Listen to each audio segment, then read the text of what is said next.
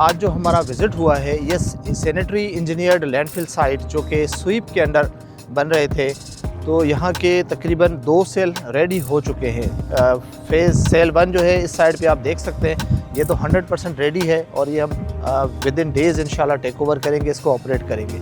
Cell 2 यहाँ पे हमने विज़िट किया है, ये भी तकरीबन रेडी है, ये भी चंद दिन में हमें इसके बाद सेल 1 के बाद इंशाल्लाह ये मिल जाएगा।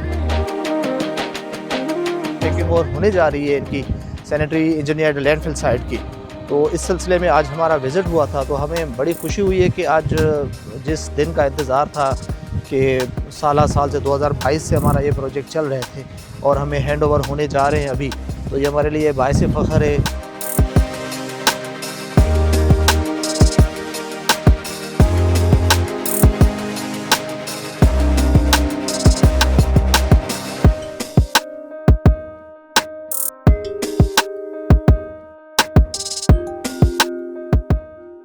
ये जो सैनिटरी इंजीनियर लैंडफिल साइट है हमारी जाम चक्रों पे, एक सेल नंबर 1 है, ये कंप्लीट हो चुका है। तो इसको हम विज़िट करने आए थे और जो हमारे पीछे आप देख रहे हैं ये भी सेल 2 है, इसका ये भी ऑलमोस्ट रेडी है। तो we were here to discuss the handing taking over procedure कि इसको हम कैसे ऑपरेशनल करेंगे और कब से काम शुरू करेंगे।